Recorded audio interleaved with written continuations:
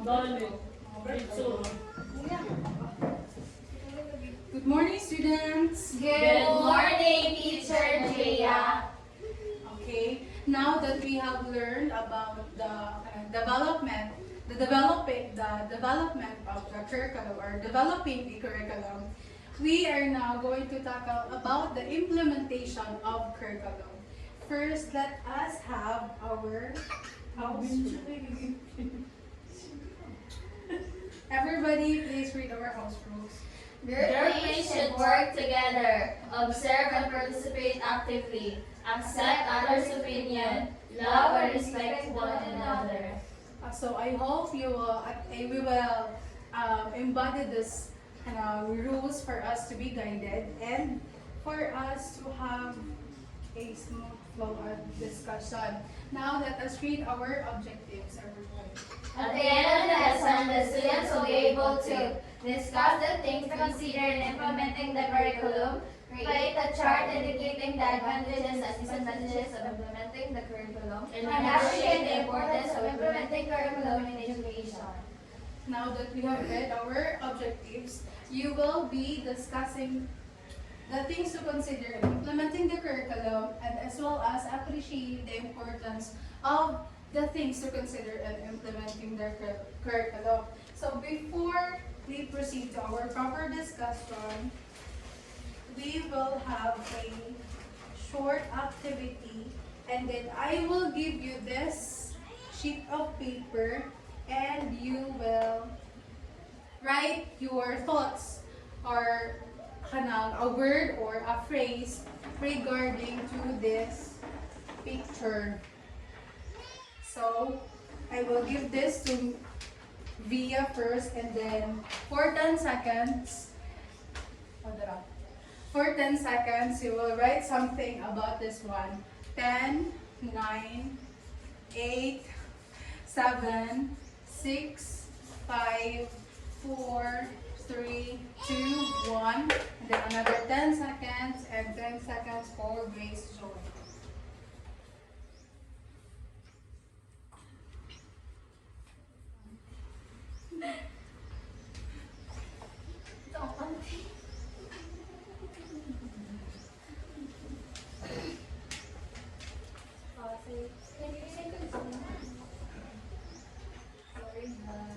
It's okay.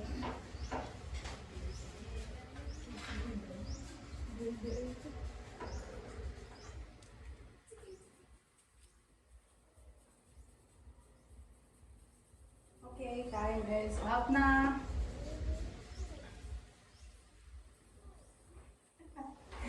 Okay, time is up. So your answers are environment, students, planning, workers, strategies, stakeholders, curriculum leaders, mentors. So in a curriculum, we should consider first the environment. Is it correct? Yes. Yes. Students, Yes. planning. Yes. You should consider planning when you are implementing the curriculum. And then the workers, yes. So now our topic for today is all about Implementing. So yeah, we have there questions for you to ponder. What do you think are the things to consider in implementing the curriculum? Yes? Okay, the things to consider in implementing the curriculum is, of course, first is the teachers, the learners, the strategies that you're going to implement in a classroom settings, and of course, the planning of how the curriculum will be implemented or implemented in the classroom. Yes. The second question is, how does the curriculum help the students? Yes, Via? Okay. The curriculum helps the students to go to the roadmap, provide academic success, and relate to the caliber or level of the students. Okay. You have the point. And then, is it important to consider things in implementing the curriculum? Yes, Grace Joy. It is important to consider those things in implementing the curriculum because those people or somehow curriculums or stakeholders are important in implementing curriculum because they has a special or has a different rules on implementing it and also has are very important to consider them also. Yes, it is very important to consider this one, so the environment, the students in implementing the curriculum. So when you say, is, so our topic for today is about the things to consider in implementing the curriculum. Wow. So there are 7 things to consider in implementing the curriculum. The first one to consider, Government requirements. yes, everybody please read. Includes memoranda, policies, guidelines, and requirements from the Department of Education, the Technical Education Skills Development Authority, and competencies required by the board exams. Yes. So for the things to consider in implementing the curriculum, we have here first the government requirements. Okay, in school, the government, the government is issuing requirements for the school to kana to kana yeah, the government issues requirements for the school to to to submit bitaw for them to be knowledgeable and for them to have a curriculum na that is legible and legit mahimo siyang mahimo siyang legit curriculum kay it followed or it is kanang supported by the government requirements. So these government requirements, the examples are the memorandums or policies or guidelines na ilahang kanang disseminate to everybody, or for example the Department of Education, they have kanang policies or regulations that the DepEd or every division should have for them to have a curriculum na to have a curriculum which they will use on everyday life in the school. So for the second thing to implement is the school philosophy, vision, mission, and core values. So everybody please read. Must be considered at the school level, especially when selecting the specific contents and learning experiences for all students enrolled in each program. So when you are going to implement the curriculum, you need to consider the school policy, vision, mission, and core values. Okay, what is the use of implementing the curriculum if your curriculum is not in line with your philosophy, vision, mission, and core values? So your school philosophy, vision, mission, and core values should also reflect to your curriculum when you are implementing the curriculum. So for the third one, Learning environment. It includes the various school facilities required for the implementation of each program. Laboratories, classrooms, libraries, sports facilities, instructional technologies, and other facilities. okay, for the you have an idea? Ira, do you have any idea about this learning environment as the things to consider in implementing the curriculum? The learning environment is mentioned there. There are laboratories, classrooms, libraries, sports facilities, instructional technologies, and other facilities. So these are the learning environment that can be that are very useful when it comes to disseminating the learnings or the knowledge and information for the students. Yes, you are correct. When you say learning environment as a thing to consider in implementing the curriculum, for example, when your place or your school is located in the rural, in a rural area, which kanang di ba ang rural area are kanang remote areas, and then the place is near from the sea, near siya sa sea. And then you are implementing a curriculum na nag-need yun siya og ang imuhang courses na kanang itudlo dito siya na school is it should be related to the livelihood na related sa sea or like fishery and ana. Kay your learning environment is one of the thing to consider in implementing the curriculum.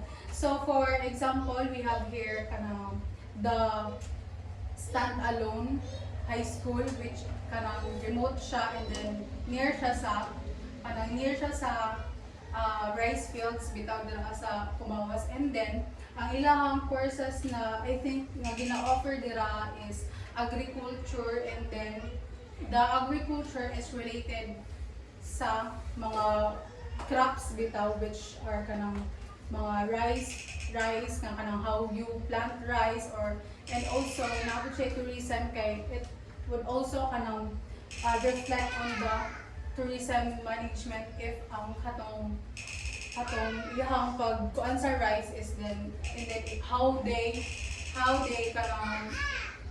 planted the rice, how they took care of the rice, and when you harvest the rice, so it would also reflect to the tourism. And then sa fourth thing to consider is the needs and the demands of the society. So, curriculum can address needs and demands in the macro level by adding subjects or contents in the subject's local, integrating specific competencies and various syllabi. Yeah. Yes.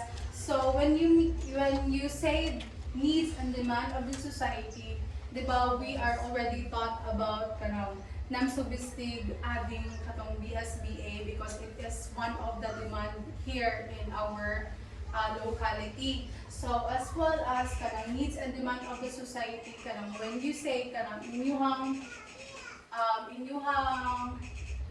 school is your society needs to be improved in tourism management. So the schools there should also have this tourism na courses na nag-offer of tourism management or anything na related to tourism to support your demands and the needs of the society. So your curriculum should also reflect on the needs and demands of the society. For the fifth one, everybody please read. Needs of the students includes the interest considered in developing academic policies and preparing course syllabus. Yes,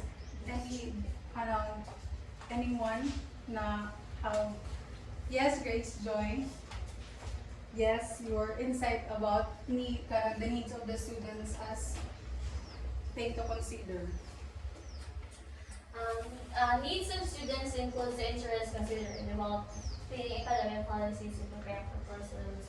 Now, there are different subjects or thought for the students in a different curriculum, and somehow has different or important factors that needs of students are required. It includes the needs of students to consider because it needs the students or the learners to develop and how learn something from it, and also it is considered from a curriculum because where we can see or somehow the learnings, and students will apply also their learning to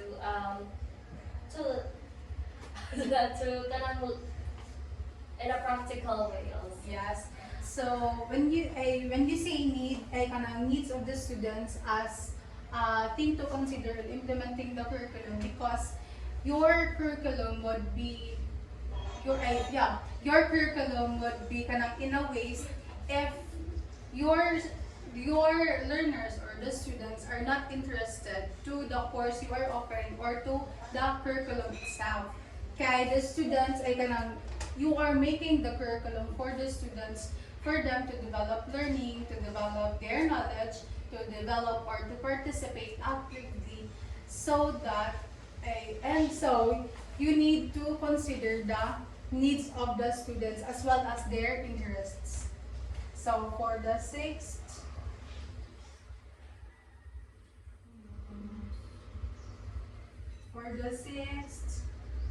thing to consider, we have the faculty expertise. One of the most important assets of the school. Yes, when you say faculty expertise, in a school, you need to have this faculty or teachers who are excellent on their works, and you need to have the trained teachers and school staff for the curriculum to be implemented perfectly or accordingly. Okay? Do you understand? Yes. Yeah. So for the last is the changing nature. Yeah. This includes the theories and the research from different areas and other professionals. So we know that our environment is also changing. So ang ato apong way of living is also changing. So that is why when the curriculum itself is dynamic and it changes from time to time. Kay we want improvement, we want improvement, we want answers for the problems that we have sa past curriculums, and that is why it is one of the things to consider in implementing the curriculum. So can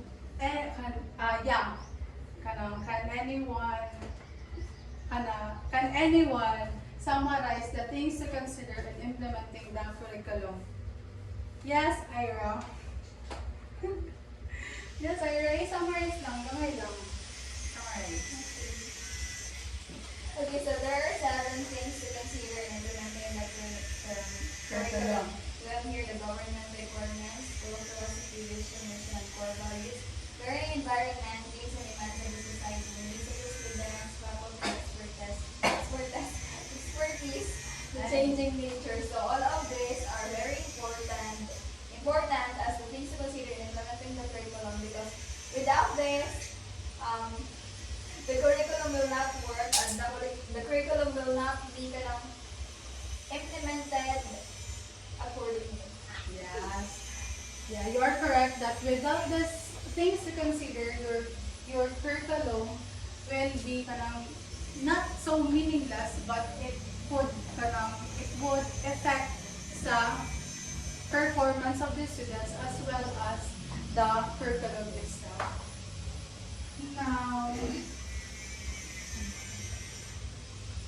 Now that you have learned about the things to consider in implementing the curriculum, as a future educator, why is it important to gain knowledge about the implementing the curriculum? Yes, Bia? Okay, it is important to gain knowledge about implementing the curriculum because it serves as a guide of a teacher in handling many students, and without it, the goal of a teacher is not measurable. Yes. It is correct when you say implementing the curriculum. As a future educator, it is important to gain knowledge about implementing the curriculum for the curriculum to be, or the strategies is measurable. So for the second question, what is the most significant thing to consider in implementing the curriculum in the 21st century classroom? Yes, yes, please join. I think the things to consider in implementing curriculum are How important? all important somehow. There is 7 steps, but it highlights one thing for me is the need of the students. Of course, what is the purpose of a curriculum if we don't consider the need of the students, right? Their interests somehow value the curriculum as a 21st century classroom, and also it considers the most significant thing in implementing the curriculum, because without them, we haven't, the purpose of the curriculum is not polished, or somehow will alter its own ideas and the purpose of it. Okay. Now I can see that you have learned about the things to consider and you appreciate the things to consider in implementing the curriculum. Before I leave this,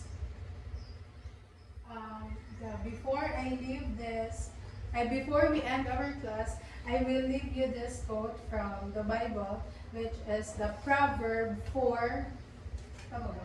Proverbs verse 4, chapter 10 to 13. I instruct you in a way of wisdom and lead you along the straight path. When you walk, your steps will not be hampered. When you run, you will not be stumbled. Hold on to instruction. Do not let it go. Guard it well, for it is your life. So that is all for my part. Thank you. Everyone! Okay, so... Ay, hindi mo lang. Dahil hindi mo. Napagkaikat. Ano yung